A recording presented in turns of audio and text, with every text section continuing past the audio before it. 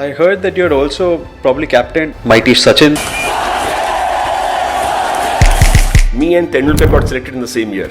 Tendulkar and Kamli were under me, and that's how I got an opportunity to lead Tendulkar. I also got selected for the other union, and that's where Gavaskar used to play, Dilip Manjrekar used to play, Sanjay used to play. I got to play with Ajit Wadekar, Madhav Apte, then Praveed Amre, Sanjay Manjrekar, Sunil Gavaskar again. This is the reunion, 30th December 22 actually. The trophy movement and all of us lifting the trophy. And Podar does it again with Salil at the head.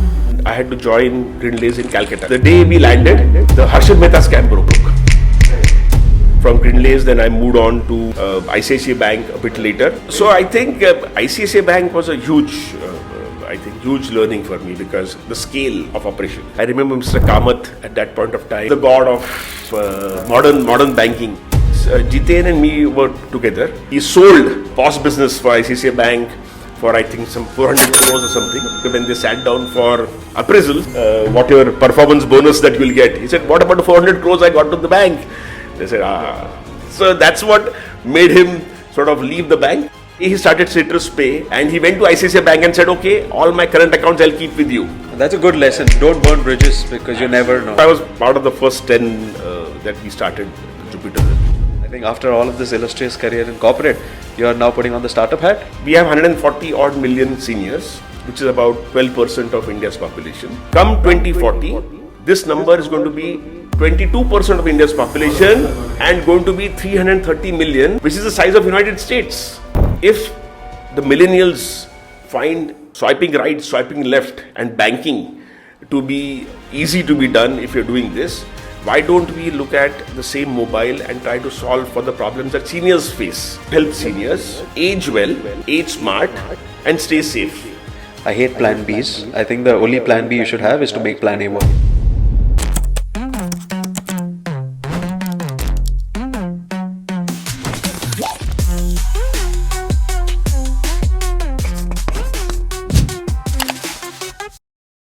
Hey guys, welcome to this episode of Elsonomics. I have a super amazing speaker today. The more I find out about him, I'm curious to know even more. So without further ado, I would love to introduce Mr. Salil Datar. Welcome to Elsonomics, sir. Thank you Elson. Thank you for having me. And thank you for, traveling all the way from Mahim. I've come to your house. You've hosted me there as well.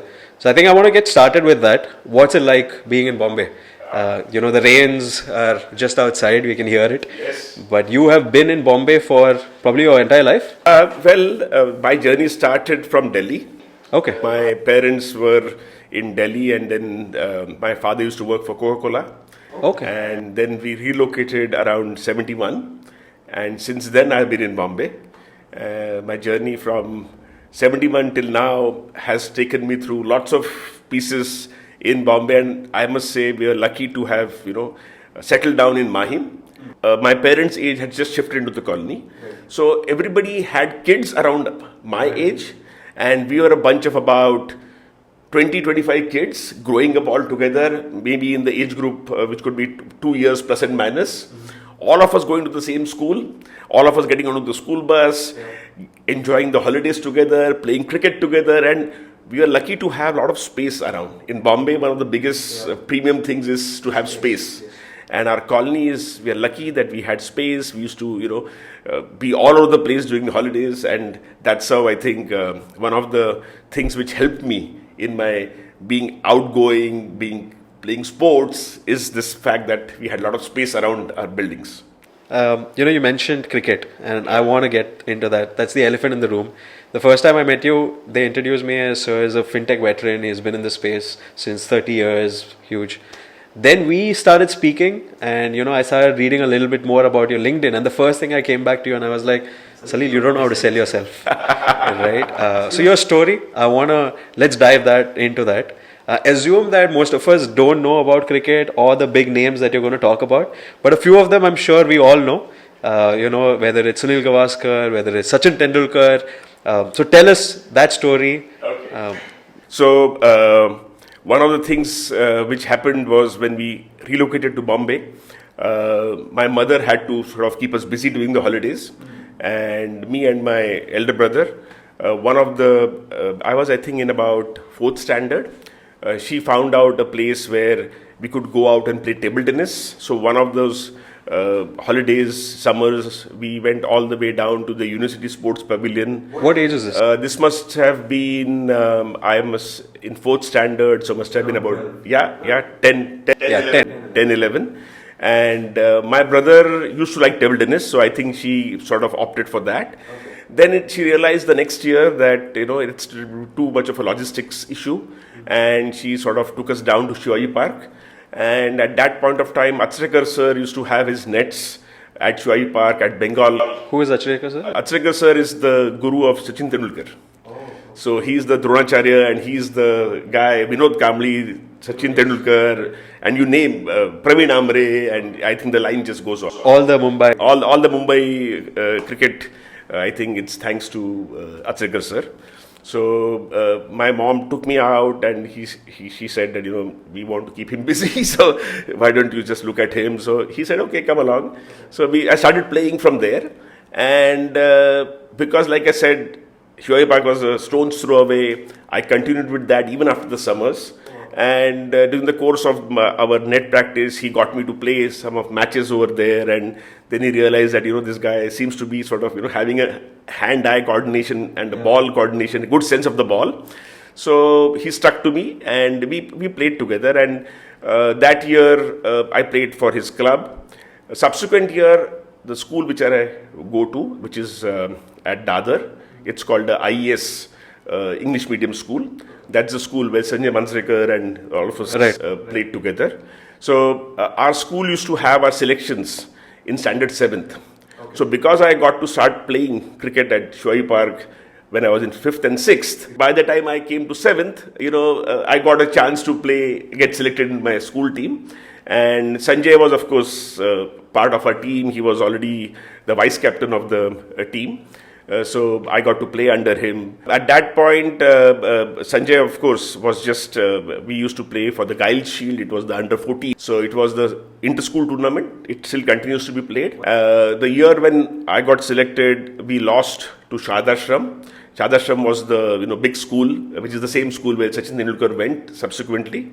But we had a tough match in the final. We didn't make it. But the subsequent year, Sanjay led our side. And that was the year when Wankhede Stadium had just got set up. Oh, this was pre-Wankhede. Yeah. And we got to play our finals at the Wankhede Stadium. Sanjay was leading the side, and we won the Guild Shield. This is the inter-school competition. Inter-school competition, and that was my first taste of victory. And Wankhede. At Wankhede, and it was amazing. After school, I joined Podar College. Podar was, of course, the center and epicenter of all cricket. Yeah. Podar, of course, has. This is Leelavati Podar, RN? No. R.A. Podar is different. So R.A. Podar is the one at Matunga. Right. And the list of cricketers the Podar College has produced goes back to Farooq Engineer, Dilip Manjrekar. That I've heard. Ravi Shastri. Oh, yes. And Sanjay Manjrekar. Yes. And then, of course, there are a host of other... so they all went to Podar College? Podar was the intercollegiate powerhouse. And I had to go to Podar. And the coach, Mr. V.S. Patil, who is the coach for all these players that I mentioned to you about, he was a strict disciplinarian. And he was, in cricketing world, he was known as Marshal because of his strict discipline that he used to do. And it so happened that because of Podar and because of V.S. Patil, sir, I also got selected for Dadar Union. Dadar Union is the top team at that point of time in club cricket in Bombay. And that's where Gavaskar used to play, Dilip Manjrekar used to play, Sanjay Manjrekar used to play. So I got into the Dadar Union team as I joined Podar. Right. That's how I got into the entire ecosystem of being able to rub shoulders with the all-time greats. And the Dadar Unions, any tournament we used to play, we used to win. And with the kind of lineup that we had, even if one guy had a bad day, I think there was somebody else who would pick up and just sort of make it happen. It's crazy that your mother, just because she was trying to find a place which is not a table tennis, which is easier, just holding a bat and play. You made that entire career in cricket. Yeah, that's right. Butterfly effect. So like I said, serendipity, it happens, right? You just sort of get into the right place at the right time, and that's how the cricket piece happened. Do you have any stories from back then, or do you still meet them? Or We recently met, all of us got together, and we had an evening together. I'll share some photographs and share some pictures from that meet. This is the reunion, 30th December 22 actually. So this is all of us. which ones you? So I'm over here, and this is Sanjay, and then this is Rajdeep. This is the X Factor.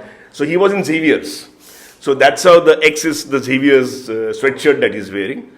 And then, of course, there are a host of other people, quite a few of them went on to play for Bombay also. So this was a year when Azharuddin was making his debut for India. So Azharuddin had just like Sanjay scored 600s on the trot, Azharuddin had scored 300s on the trot in the Test cricket. So it was the same year when we played these matches over here. And of course, lovely memories, and we all of us had a great time. Yeah, so this is the trophy movement, and all of us lifting the trophy, and The one behind. yeah, again here you can hardly see me. I'm the one behind. So I was just a newcomer, and that bat which I have carried is the bat for our intercollegiate. So when I was leading the Podar cricket team, we won the intercollegiate. Oh, Podar does it again with Salil at the helm. So that's how. So all the team members signed on, and I think there are quite a few over here who have gone on to play for Bombay or some other team. So that's how. This is my cricket stories, and I think some of the interesting things which I'll tell you is about. We went on to play a match later. I used to play for the other union, and Shoaiba Gymkhana and the other union are arch rivals. Okay. And every year we have a match, which is a challenge match, and that match, of course, brings all old timers back to the ground. So I had an opportunity to play one of these matches about 2-3 years back when Ajit Wadekar was still around. And actually, that's the last match that Ajit Wadekar played, and after that, I think a year down the line, he sort of expired. So I got to play with Ajit Wadekar, Madhav Apte, then Praveed Ambre, Sanjay, Manjrekar, Sunil Gavaskar again. And I have a clip which I'll share with you. You can play it. We had a very exciting match. In the last over, we were batting second. Shoaiba Gymkhana had batted first. We had to score 24 runs in the last over. I was batting. That's a six. Oh, Salil Datar, you beauty. And we were about to make it, but for the last ball, I couldn't hit the 4. Otherwise, I had gone on to sort of bring the match from the brink and win the challenge match. Did that break you? Yeah, it really broke us, all of us, because like I said, arch rivals, Shoaiba Gymkhana and other union. And I was about to sort of Take it home, but it didn't happen. So these kind of fun moments do happen, and I think I've been lucky to have, an opportunity to play along. I heard that you had also probably captained as part of the Bombay Cricket Association, the mighty Sachin. Oh yeah, you must. Yeah. So it's interesting. Good point you have raised. I got selected after my cricket in Bombay University and under 21. I got selected for the Bombay team, and me and Tendulkar got selected in the same year for the Bombay side. Okay. And that was the year when Tendulkar was not. Didn't get an opportunity to do his debut. Did people know about him? Of course, he was one of the rising stars. He had already sort of, shown promise, and that's how he was selected in the Bombay team. But he was taken for a ringside view and give him a feel for what it is like to play and the Ranji Trophy or the first class cricket. So that year he did not do his debut. The year after that, he did his debut, and rest is history, right? He did a century on debut, and then he went on to do great. So that year when the selection happened, I was captain of the BCA Colts. That's a younger under We 19. used to have a Colts team or the emerging players team, which used to participate in a tournament called the Police Shield, which was a precursor to the actual Ranji Trophy which happens. So at that time, because of whatever cricket I had played and whatever performance I had done, so I was given charge, and Tendulkar and Kamli were under me, and that's how I got an opportunity to even lead Tendulkar. So post the Ranji, I think now I want to talk about this as well. See, I'm assuming while you were in school and college, were you good at studies or no? Okay. So I'll tell you where I'm leading that question, because I'm assuming if you had to play sports at that level, studies took a backseat. Like, see, even we tried playing sports, so we know. And if you were at that level where you're super serious and in the mix of things, I'm assuming you were not much in the studies part. But then how did you, the next 30 years have been crazy. So I think I was good at studies. So that's where the problem started, and I had to balance between the two. And I think at one point in time, I had to take a call that what do I do? And I'll just give you a short insight into this, how it works. Like I mentioned to you, Atsekar sir was my initial coach. Correct. And he was one of those guys who was super dedicated, and for him, practice was the thing. And that's what you've heard stories about Tendulkar coming and telling about Atsekar sir, asking him to go out and bat for hours in the net, and etc. etc. So at one point in time, Atsekar sir had asked me to change my school from IES to Shadashram, saying that, if you are serious about cricket, this school is the school to be, because, I will ensure that you're taken, sort of given... The grooming. Grooming is taken care of and all of that. But somehow I sort of refrained, and I continued with IES. And I continued to sort of balance between the two. But I think it came to a point where, like Sanjay a number of times says whenever we meet up, that the problem with you is you always had a plan B. The guys who do well are the guys who don't have any plan B. The guys who sort of stay focused and say, this is it, and I will do whatever it takes because I don't have a plan B. I was recently watching this episode of an interview with Jeff Bezos, and he says the same thing. He's like, I hate plan Bs. I think the only plan B you should have is to make plan A work. Correct. Now I want to talk about the second half of this, right, which is your illustrious career. And I don't know how, when we were figuring out the YouTube title and the thumbnail, what all will fit, right? Because you have, and correct me if I'm wrong, I'm pretty sure I will mess this up. You worked at SL Forex as a CEO. You were at SL Mutual Funds as a director. You went on to ICICI Bank, had a 7-year run there. After which you went on to Jupiter, which is a neobank that almost everybody knows. And you were the CEO back in 2019, which is around the same time it all started, right? Yeah. I have a lot of questions. Now I'll try to build milestones for you in terms of context of Elsonomics. And in Grindlays, the interesting thing was off campus, I was taken and I had to join Grindlays in Calcutta. And in Calcutta, I had, the day we landed in Calcutta, the Harshad Mehta scam broke. Right. And Grindlays was in the thick of things. 1992. 1992. Right. And that was the time when the stock market had just boomed. And if you remember Manmohan Singh, 1991, the budget had got changed the economics. And a lot of things had booming. The stock market was booming, and Harshad Mehta was the core reason behind it. And Grindlays happened to be caught in that thing because it passed a check and etc. etc. So we didn't know whether we had a job. It's there in the Netflix movie also. Grindlays is mentioned. Correct. So I've been through that, and Grindlays of course had one of the best management training program. So we went through that entire thing, and from Grindlays then I moved on to ICICI Bank a bit later, and that was around 2002, 2002, when ICICI Bank itself was getting into a reverse merger. So I was recruited as part of the ICICI Bank's team, and we focused on raising deposits through going to companies like Infosys, Wipro, which were huge back office and IT companies. Satyam was a big company at that point of time. Of course, subsequently it went down. So we used to go out and open salary accounts for them. And ICICI Bank used to lead through tech and they used to go out and talk to all these big companies saying that we can offer you an ATM on campus. And ATM was a big thing at that point of time, so that your employees don't have to go out and look for withdrawal of funds somewhere else, or when they are at work, the banks will not be available when they go back. So we will offer you an ATM on campus, and that's how we used to go out and crack.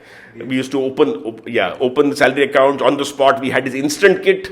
So whenever the employees used to join, during the joining itself, we used to have instant kits being given, and the accounts would be open on the spot. And that's how I got into the core fundraising part for ICICI Bank. Subsequently in ICICI Bank, I think a lot of pieces we did. I also did cross-sell, because it was not enough to raise deposits. We had to even sell our loan products to all these salary account holders. So that's where the banks make the money. And that's where we started saying, okay, let's have a cross-sell desk. And I led a huge team of about 400 to 500 people who were deployed at branches to actually go out and ensure that whenever customers walk in, we talk to them about loans, credit cards, and other products beyond the deposit products. So that's what it happened. Then we went on to, also, of course, ICICI had to replicate the same model into the retail rural also.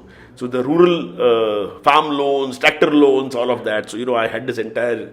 I think it's the same even today. If you think about it, just the method of doing it, like you start like the fintechs, the new fintechs also, right? They start with some way of acquiring the users, which is a very strong pain point for the users, opening a salary account, opening some early salary, etc. And then they eventually try to monetize with credit. So that's how at Jupiter, same thing we did. The whole thing at Jupiter, the whole philosophy was that banking is broken because nobody thinks of the customer. Banks think about themselves and what's good for them, like I mentioned to you, because we had to do a cross. They have their targets. They had the targets, and we had to do cross-sell because we need the margin. Doesn't matter what the customer needs. So we said at Jupiter that we need to find the pain point for the customer, and if we solve the pain point, the customer is bound to come to us. Correct. And that's how I think we succeeded, because the back end continues to be the bank, but the front end, where the customer needed convenience of use, ease of usage. Customers didn't want to get bothered about having to go to the bank. They were keen about getting things done on the spot, eKYC, photographs, all of that being done. So we gave the customers the solution that they're looking for, and hence we are able to get customers to open an account with something called Federal Bank. Correct. Millennials wouldn't even have touched Federal Bank with a barge pole. Yeah. Had they sort of gone, they wouldn't know. They wouldn't even know. But because Jupiter solved for the pain point, and Jupiter ensured that the customers are sort of given what they are looking for in the front end, I think the customer didn't mind, as long as it was a regulated bank and all of that. So in your past, and you've been mostly a lot of times a professional CEO, professional COO, etc., right? What is that like, and leading a huge team? Any lessons that you learned from that? So I think ICICI Bank was a huge learning for me, because the scale of operation and the speed. How big was the team? So in ICICI, I think I remember Mr. Kamath at that point of time. Of course, again to give you a context. There's another Kamath? Mr. KV Kamath. Okay. So Mr. KV Kamath is the god of modern banking. He's the guy who led ICICI Bank in tech. And just to give you another context, ICICI Bank was the first bank which introduced internet banking. And you were the first CEO at Jupiter? No. Just to give you a context, Jiten and me were together. Jiten was part of my team in ICICI Bank in the cross-sell. So that's how Jiten, I think, after he passed out his CA, he joined ICICI Bank as his first job. And that's how I knew Jiten. And after the cross-sell team moved on, Jiten was given a very interesting assignment. He was told we had this point of sale terminal business. Correct. And ICICI Bank was not doing as good on that business, and they wanted to sell off the business. And Jiten was given the mandate to find a buyer for that entire business. So he got into merchant banking mode, and that's how Jiten sort of got into the thick of things, understood what his payment business was all about. He sort of got into the nuts and bolts of it. He sold the POS business for ICICI Bank for I think some 400 crores or something. And at the end of the financial year, when they sat down for appraisals, he said, well, what do I get for doing this? Yeah. They said, well, okay, you'll get your normal, whatever performance bonus that you'll get. He said, what about the 400 crores I got to the bank? They said, we'll look at it next time. Oh, wow. Okay. So that's what made him sort of leave the bank, and then he sort of went That's very true. A lot of times I've noticed, especially even today, employees that outperform, they tend to, they might not talk about it. They might think like, okay, I've brought in so much value for the company. But do you think but you've also seen the leadership side of it. So as a leader, you're like, how do I tell him that, you did good, you need to continue, but... Correct. It's tricky, and I think that's what I've noticed, and I'll just give you an insight on how Jiten thinks. So I think that was something that sort of put him off totally, and that's how he left ICICI Bank. And he burned bridges. Because he didn't burn bridges. He's a smart man. He doesn't burn bridges. He ensured that he goes back to ICICI Bank, does business with ICICI Bank, and that's how Citrus Pay started, right? Because he, in this entire journey of having to sell the POS business, he learned the nuts and bolts about technology, learned the nuts and bolts about regulation, and he understood so much that he realized that there is a different way in which payments can be done. And that's how he started Citrus Pay. And the way he started Citrus Pay, he went on to do a lot of innovative things and breakthrough things over there. And he went to ICICI Bank and said, okay, all my current accounts I'll keep with you. What is the deal you want to give me? So he got the best deal from ICICI Bank for the float that he kept with ICICI Bank. And that's a good lesson. Don't burn bridges, because you never know. Absolutely. And he always says the worth of my employees will be how many people can he take away when he goes away. That shows that he's been able to prove his value. Whenever he walks away, how many more people does he take away with him to his firm? Shows the loyalty and how much he was able to rally the team around. We're talking about that, right? Post the Jupiter, I think you went to Open Money, all of that. Now you're doing something even cooler, and we also interacted, we're discussing things like that. Tell us about that. I think after all of this illustrious career in corporate, you're now putting on the startup hat. I said, if the millennials find swiping right, swiping left and banking to be easy to be done if you're doing this, why don't we look at the same mobile and try to solve for the problems that seniors face when they use the mobile? The demographic dividend that India has, and we keep on talking about it, is going to convert into a silver tsunami. All of them are going to get old. Correct. So presently, just to give you some numbers, we have 140 odd million seniors, which is about 12% of India's population. Come 2040, this number is going to be 22% of India's population and going to be 330 million, which is the size of United States.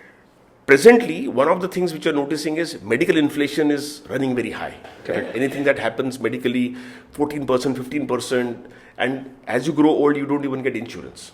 So it's important that you proactively take care of your health and you stay active and independent. There's no awareness. There's no awareness. So the whole idea of Simplify in that space is to ensure that we build proactive solutions for seniors to age independently and health and wellness.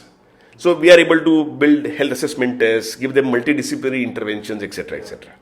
And then the digital becomes a supporting tool where the information is made available to the family members. So the long distance care becomes like an emergency is there. Medical records are available, reminders are available. So the family members, even though they are staying away, are able to take care of their seniors without being bothered or hassled.